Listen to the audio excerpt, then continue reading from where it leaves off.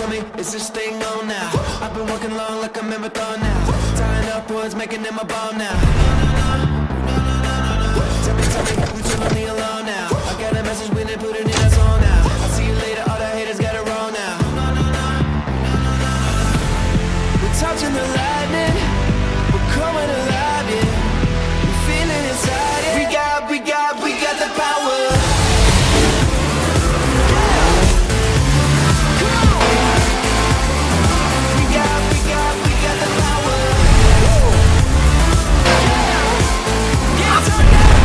Tank 300, where power meets elegance. Call us on 0501 772222 or 0501 773333.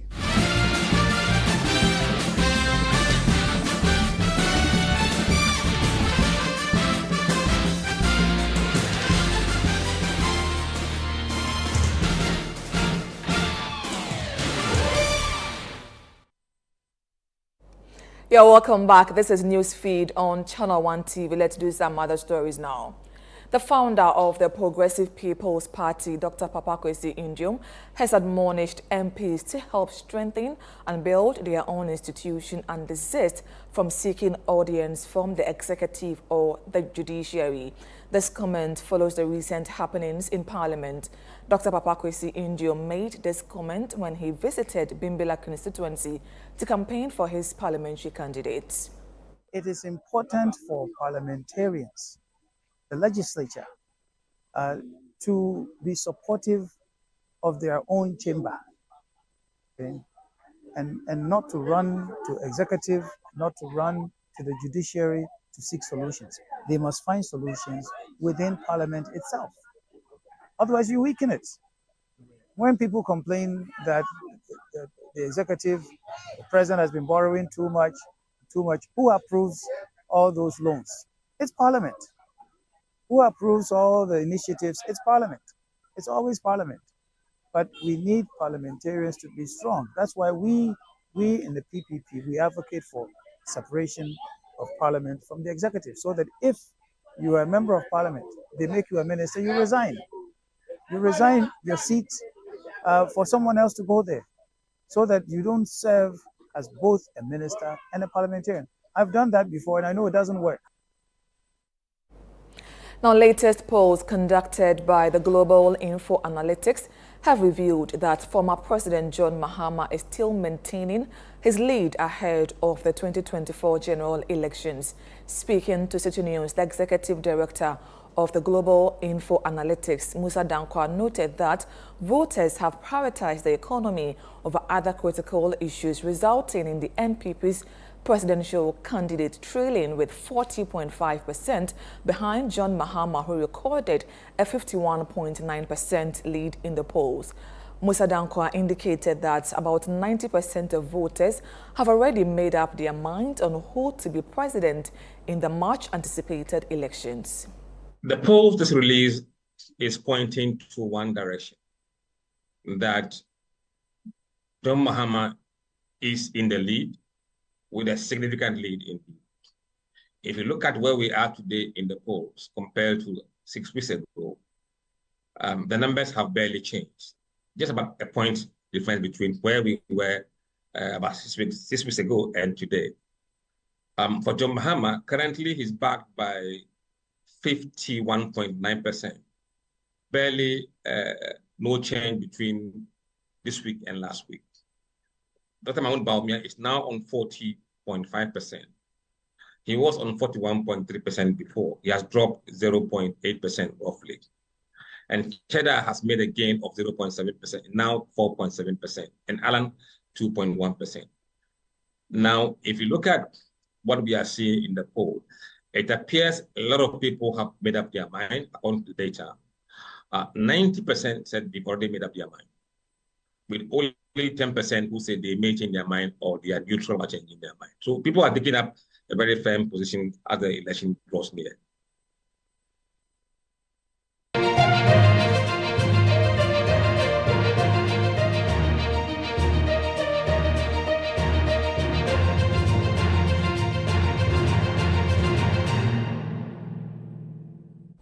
The government has reached an agreement with the Senior Staff Association of Universities of Ghana regarding their conditions of service.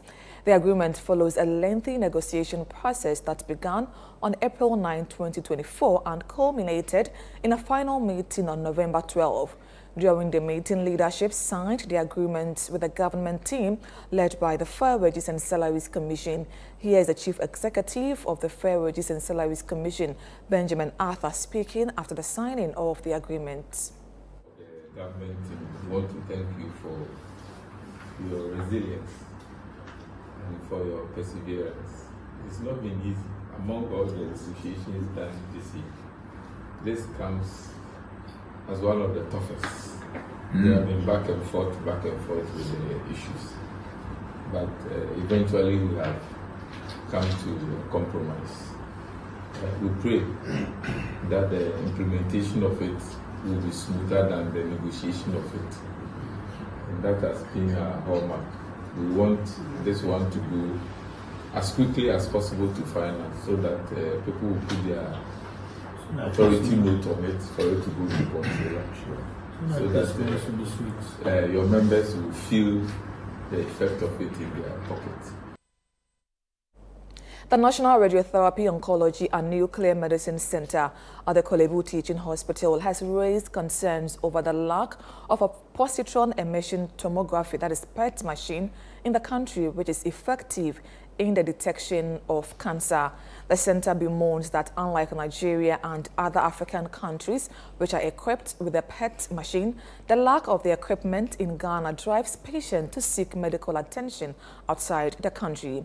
Speaking on the sidelines of a public engagement on prostate cancer, Director of the National Radiotherapy, Oncology and Nuclear Medicine Center at the Kolebu Teaching Hospital, Professor Joel Yanni, stressed on the need to procure a PET machine to improve on healthcare delivery in the country.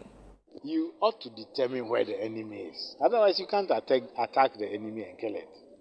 So in determining where the enemy is, the precision depends on the equipment you are using. And there's modernization, technological advancement.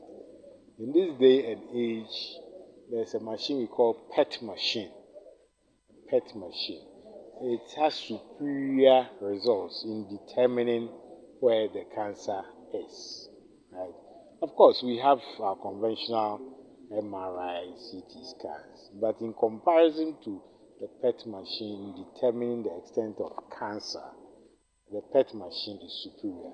Unfortunately, Ghana does not have one. Countries similar to ourselves, like Nigeria, even Tanzania, Kenya, South Africa, they have these machines. So sometimes patients who can afford it will go to those countries to get it done. It improves the quality of our care. The U.S. Ambassador to Ghana, Her Excellency Virginia Palmer, has urged Ghanaian women entrepreneurs to take advantage of the available opportunities by the U.S. government to grow their businesses. She emphasized the pivotal role women entrepreneurs play in reviving Ghana's economy, reiterating the U.S. government's commitment to continuously support women entrepreneurs in Ghana. Speaking on the sidelines of the graduation of Cohort 6 at the Academy for Women Entrepreneurs, a program under the U.S. Women's Global Development and Prosperity Initiative, Ambassador Palmer highlighted the importance of women entrepreneurs as pillars of the country's economic growth. Small and medium enterprises are the engine for growth of an economy. That's true for Ghana, and it's true for the United States. And it's been interesting for me coming to Ghana to see the sort of side hustle culture where everybody has some entrepreneurial spirit, and I so respect that about Ghana. This program is fantastic because it started doing startups, and we try to reach all the regions of Ghana, so they do a lot of virtual classwork, and they work on things like how to do a business plan, how to price your products, confidence building, how to pitch your business and your products. So kind of from soup to nuts. And there are alumni from previous programs, and they call her Auntie Bridget, former presidential candidate who has been a facilitator to help women with confidence building and presentation skills. And alumni from lots of U.S. government programs actually have acted as facilitators, which has been really useful, I think, to the women. And then once they've graduated, they're part of a network of those alumni who can help each other. And I quoted Madeleine Albright, who's my former boss, a former Secretary of State, who said there's a special place in hell for women who don't help other women. You're still watching News Feed on Channel 1 TV. Up next is Business with Netele Neti Ajaho.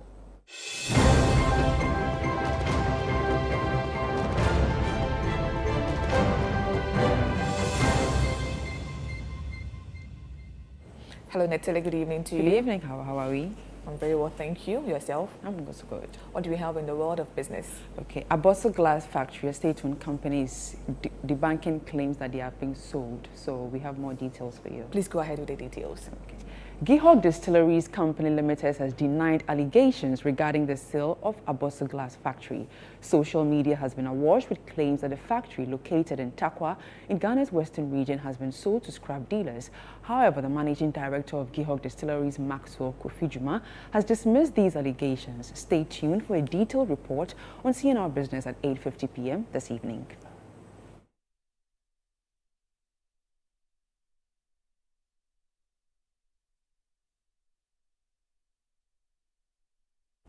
The Ghana National Gas Company Limited has saved approximately $250 million by opting to exclusively employ local engineers in its operations. The company revealed that in April 2017, Ghanaian engineers took over the management of the gas processing plant from Chinese contractors Sinopec.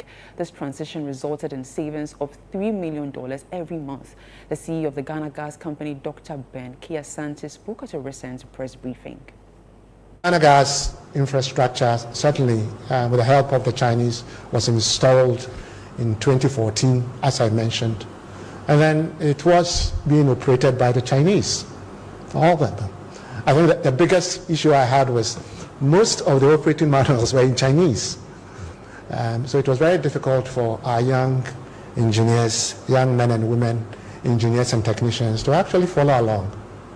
So we took that bold step, said, no, we want to take our own young engineers, men and women, and train them to operate our infrastructure, to man the control rooms, to go to the processing floors, to be at the storage facilities and handle all those.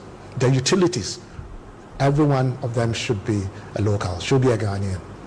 So that's what we did in April of 2017. 7 years and counting. And they have not, and certainly cost savings are there. We were saving about $3 million every month because we were paying the Chinese quite a bit of money. With the Chinese gone, you know, that burden we can actually shelve because we were paying our people anyways. So it was $250 million US saved to date. And that's all for business. My name is Netele Neti Ajaho.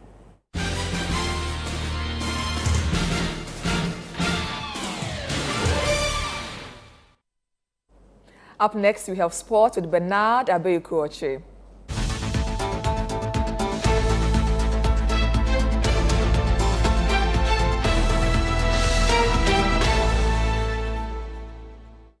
Hello, Abeku. Good to see you. Why are you hating Otoado? I'm not hating on him. You're just here saying blah, blah, blah. But you are behind at the break. Yeah. We are losing at the Accra Sports Stadium, interestingly. But he said he was going to, only we have 45 minutes more to go. Play, absolutely. I just hope that he wants to win, to be third, which would take you nowhere. Yeah. So at this point, I don't know his intentions for wanting to win. He says don't hate him, support him. We're not him. hating him, we're just criticizing his work, which everyone does. Of course, we criticize your work if you're not doing well.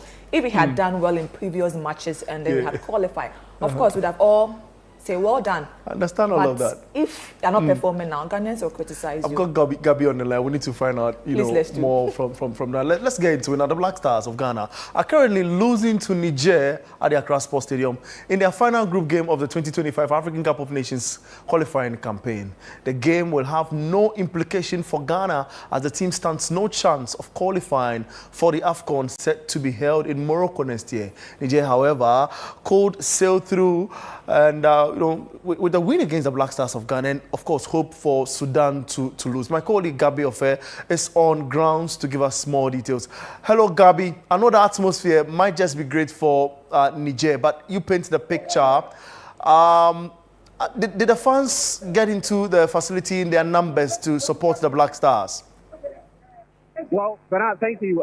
So first off, the answer to your question is that no, the fans do not turn up in their numbers to support the Black Stars. Of course, you and I know the reasons why they did not turn up. It's a dead rubber game, you would want to say. This game won't, even if we win this game against Niger, it won't take us anywhere to. It won't take us to the AFCON next year in Morocco. And of course, that is obviously one of the biggest reasons why the fans did not turn up. But I tell you what, a couple of Nigerian supporters are actually at the Accra Sports Stadium, and they are having so much fun watching their team do whatever they are doing to the Black Stars as we see. Because for the Nigerians, they have to win against Ghana and hope that Sudan loses to Angola, and then they can book the second spot and qualify for Morocco 2025. So the turnout hasn't been too great, but you then see the Ghana Supporters Union here trying to do their thing, but that clearly hasn't inspired the boys to put up a very good performance in the first half. You talk about performance, let's stay there. How is the team faring performance-wise against Niger? Are we playing something fantastic? No, I don't think it's good to watch on the part of the Black Stars. I'll start with that one before I get to the Nigerians. The play has been really mundane, no trust up forward. You can clearly see a disconnection in the team. I don't know what Otto is doing, and it was telling in the first half that just around the 31st minute, he yanked off Nana Addo, who was really having a very poor game in the first half, and introduced Osman Bukari.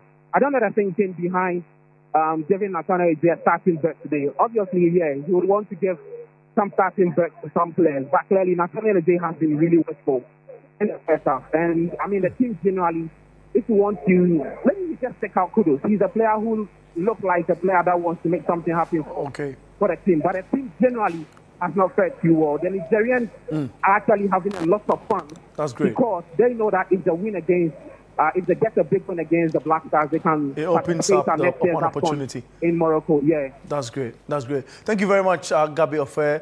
And Gabi, of course, is reporting live from the Accra Sports Stadium.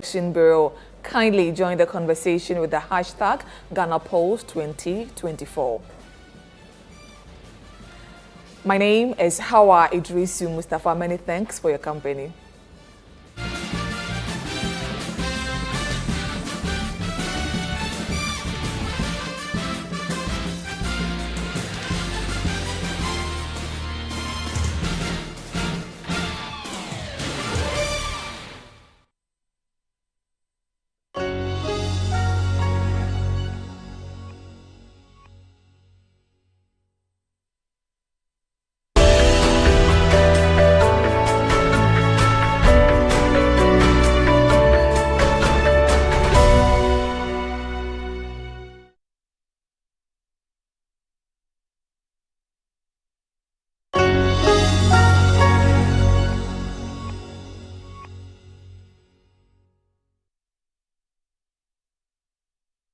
Region. He was commissioned into the Ghanaian Army's Signal Corps in 1965. Since then, he has served in various capacities in Ghana's armed forces, including a commanding officer of the Ghana Military Academy and the commander of the Northern Command of the Army. To People in Profit, I'm Charles Pellegrin.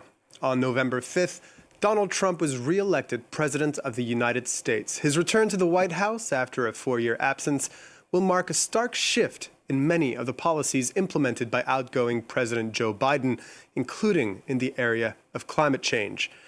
Trump. He's a graduate of the U.S. Marine Staff College in Virginia and the Ghana Military Academy. He served in numerous UN peacekeeping missions. During the 1994 Rwandan genocide, General Anyidoho led a Ghanaian contingent which was deployed to serve in the United Nations Assistance Mission for Rwanda under Canadian General Romeo Dallaire. The Ghanaian general and his men are often singled out for praise for their courage and resourcefulness, saving thousands of Tutsis and Hutus from certain death. Major General Anyidoho was also a chairman of the Ghana Telecom Board of Directors for 12 years. One of Ghana's most distinguished military officers, Major General Henry Kwame Anyidoho, tells his story on Footprints Now.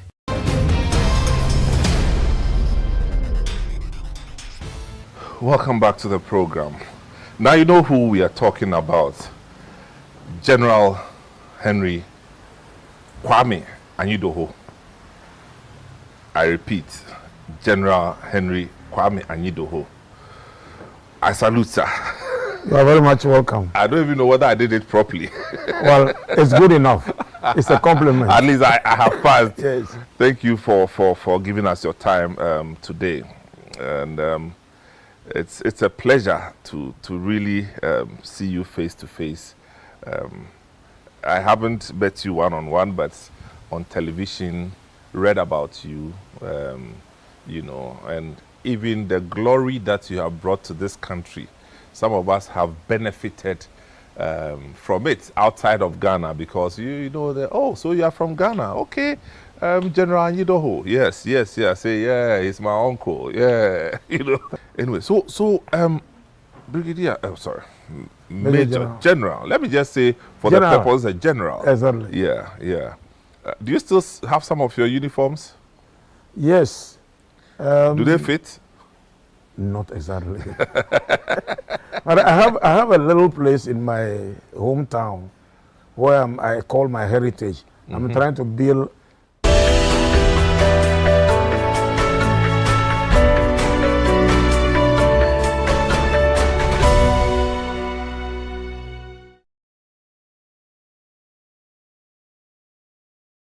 The Paris Agreement. This is unfortunate, but it doesn't mean climate progress has to stop.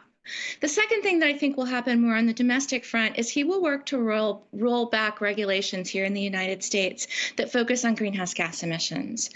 Regulations that I think are particularly in danger would include vehicle efficiency standards, limits on greenhouse gas pollution from power plants, and also limits on methane emissions from oil and gas production. And so these are things we don't want to see, but these I think are likely under the new administration. I'm going to turn to you now, Bertrand Badré. As a former managing director of the World Bank, what does it mean to have a now known climate skeptic running not just the world's largest economy, but also the world's largest contributor to climate financing projects? Well, it's a challenge, and it comes not at the right moment. I mean, there were growing doubts on everything connected to sustainability and climate for some months and some years. And precisely at that moment where we have a difficult COP starting in Azerbaijan this week, we have, I mean, as you rightly say, the person coming at the helm of the largest economy being an official climate skeptic, and not only climate skeptic, but pro-fossil fuels. So we have to make a distinction between what Samantha just said. So he will withdraw the US from the Paris Accord. He might, it's more difficult legally, withdraw from the UN Convention on Climate, which is a bigger deal. He might change the regulation in the US. So there are a number of things that he can do. But I think there are different things that we need to take into account. First, it's very interesting to see that the CEO of Exxon, Darren Woods, for instance, say that he didn't want Trump to withdraw from the Paris Accord, and he don't want Trump to move away from IRA. I think so you can be cynical and say, well, he is hedging his bet because he's moving into renewable and he's benefiting from the subsidies put together by the IRA, etc., with also enjoying the benefit of deregulation. But you can also say that he is taking time to consider that there is a shift happening, and even the CEO of Exxon must take account of this. So I wouldn't jump too fast to conclusion as to what the US says. The second consequence is probably more difficult to analyze and quantify, is a bad example. There are a number of people which didn't dare to have a loud voice on these issues, and which will basically feel free to speak up because Trump is speaking up. And that will allow a number of countries in the world to say, oh my God, if these guys don't make a move, why should I make a move? If this guy don't provide finance, why should I provide finance, etc.?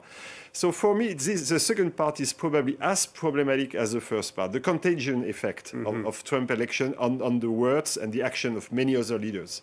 Samantha, I'd like your opinion on this. This position by Trump can hurt the credibility of meetings like COP29, and yeah, it gives license for other countries potentially to not sign on to new pledges. I agree with everything that Bertrand has said. I think he's exactly right. But I will point out that you see people like the CEO of ExxonMobil coming out and saying, we wish we'd stay in the Paris Agreement and we'd like to see the IRA stick around, in part because not only do they benefit from IRA subsidies in parts of their business, but also it's really hard for businesses in the United States to deal with policy that swings very hard from one pole to the other. It makes it a very difficult investment environment for businesses like ExxonMobil. And so I think Trump and many people who voted for him believe that they're good for business and that their deregulatory push is helpful. But actually the level of uncertainty that they bring to the U.S. economy and to long-term investments is very difficult for businesses to navigate. And these businesses understand that the world is going the direction that we're going, and that the Trump administration and its climate denialism is likely going against the flow and not something that's likely to stick around. And so the change in the business environment is actually difficult for them. Maybe a quick reminder to our viewers, the IRA, the Inflation Reduction Act, a cornerstone of the Biden White House administration, billions of dollars in tax credits and spending to promote clean energy projects in the U.S. Trump has called it the Green New Scam, has promised to repeal it, but it's unclear, as you said. And a lot of these projects are happening in Republican districts and have been well received. Yes, you are exactly right. And you have seen, even in the last Congress, a number of House members, a couple of dozen, sent a letter to the Republican House Speaker saying, please don't repeal the IRA because these projects are benefiting my districts and my constituents. And so I actually think of all the things that may happen, I think repeal of the IRA is actually highly unlikely because of these benefits that are accruing to Republican voters. Bertrand Badret, I want to go on another aspect on this IRA question. The EU was especially worried about the IRA when it was put into place, saying that it would make European green projects less competitive. What might Trump and a potential and the future in doubt, the future in doubt of the IRA mean for Europe's energy transition? Well, again, as Samantha said, I really doubt that IRA will be completely dismantled. So I wouldn't write this off. I think this will continue in a way or another. There might be some kind of pound of flesh left on the table to show that I've done the job. But I think this will stay in a way or another. I think one of the issues that Europe is facing is that on the one hand, it's moving full speed in the US, might slow down a little bit, but still. On the other hand, China is becoming the green engine of the world with a lot of questions regarding the level of state subsidies, for instance, etc. But still, the big dilemma with China, and Trump has also a very strong China stance, the big dilemma with China, and on the one hand, we are very nervous with their weight and the way they impose their view in the world. On the other hand, they are making the green revolution affordable. I mean, solar panels have become cheap thanks to China. Electric vehicles are cheaper thanks to China, and so on and so forth. So we are also in a difficult position, and Europe is basically stuck between both. We are the most advanced in terms of regulation, but from an industrial perspective, we are a little bit in the middle. And the second point, which for me is important, is that this climate transition will be a success, of course, if Washington moves, if Beijing moves, if Brussels moves, but if the rest of the world is moving. And the rest of the world is making its move conditioned on money being sent. This is what's being discussed in Baku. We have the famous or infamous $100 billion committed 15 years ago, which have been reached with some delay. Now in Baku, people are discussing whether they can put more. And the problem is that the US is by construction, because it's the largest economy, the largest contributor.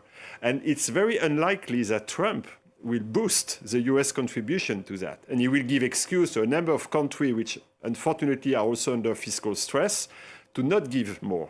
So that might really be the conundrum that we need to address in Baku and probably again next year in Belém, etc. That's really the issue. We need more money in the system. And the fact that the US will be a reluctant payer will not help solve the equation. Samantha, I'll turn to you for final thoughts, especially regarding the COP29 conference going on. Aside from the shadow cast by Donald Trump,